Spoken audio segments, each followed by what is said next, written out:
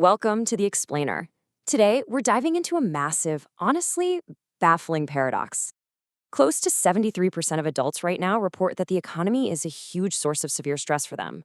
But here's the wild part. When we actually look at the data, on paper, millions of these very same households are completely objectively stable. So, what on earth is going on? Let's kick things off with this question because, man, it hits close to home for a lot of us. Right now, millions of people feel like they are absolutely drowning in financial panic. For so many folks, just opening a bill or checking an account balance triggers this intense dread. You know, the racing heart, the tension headaches, it literally feels like an immediate threat to your survival. We need to figure out exactly why this is happening, and to do that, we've got to separate the actual math from the biological panic. Section 1, the stability disconnect. Let's look at the math versus the panic. Okay, get a load of this number, 2.92%. What's really interesting here is that according to the latest data from the Federal Reserve and Lending Tree, this represents the percentage of credit card balances that were 30 days delinquent in the first quarter of 2026. Now, why does that matter? Well, because that number is actually well below the historical average of 3.69%. So despite the very real, very frustrating pressures of inflation, we're not actually in the midst of some household financial collapse. The math just doesn't show it. So, if it's not a lack of funds for everyone, what is the true crisis? Well, it's heavily fueled by something called money dysmorphia. This is a massive, distorted gap between paper stability and biochemical panic. Basically, your feelings of financial ruin simply don't match your objectively stable bank balance. In fact, a recent survey found that among adults reporting severe financial distress, a stunning 37% actually had over $10,000 in savings. Their bank accounts are perfectly fine, but their brains are screaming that they're in mortal danger. Which brings us to Section 2, the cognitive bandwidth tax, or as I like to call it, your brain on scarcity. This idea brings us to a really foundational concept from some famous research out of Princeton and Harvard. They proved that just the mere feeling of financial scarcity, whether it's real or perceived, eats up your mental bandwidth. It actually forces your brain to involuntarily prioritize urgent, immediate money concerns. Researchers call this process tunneling. And the result of that tunneling? It's absolutely staggering. Experimental studies show that actively worrying about financial scarcity imposes a cognitive tax equivalent to a 13-point drop in IQ. Or think of it like losing a full night's sleep. This mental weight acts exactly like a computer running way too many heavy background programs at once. It artificially slows down your brain's processing power and aggressively drains your executive function, which makes even the simplest daily tasks feel completely overwhelming. Moving on to Section 3, your brain on scarcity. Let's take a look at the physical, structural changes happening up there. You see, chronic financial stress traps us in this intense fear loop.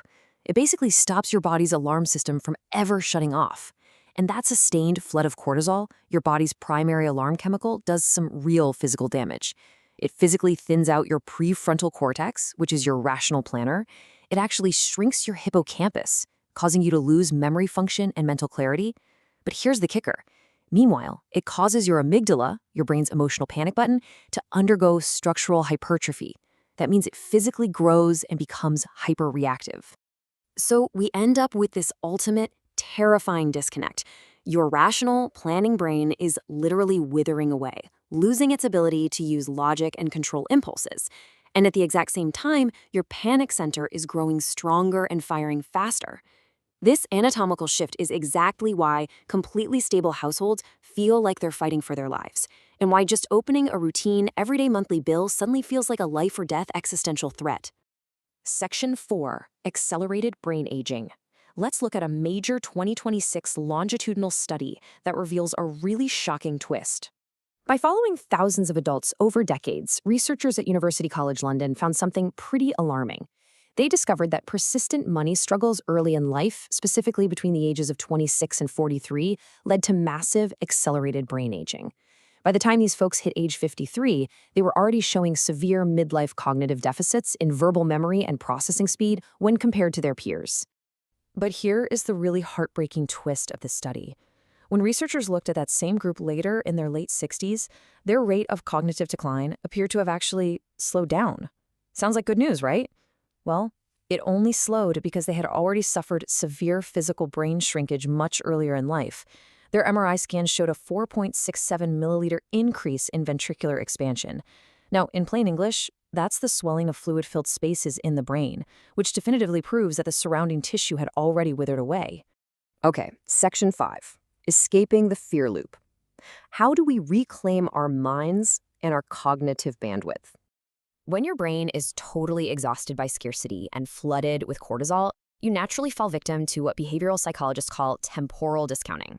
It's basically a present bias mindset. You start making impulsive, sometimes really costly choices, like taking on high-interest debt or maybe just avoiding looking at your bank accounts entirely, just to feel a fleeting sense of emotional relief today, while completely ignoring the severe long-term costs.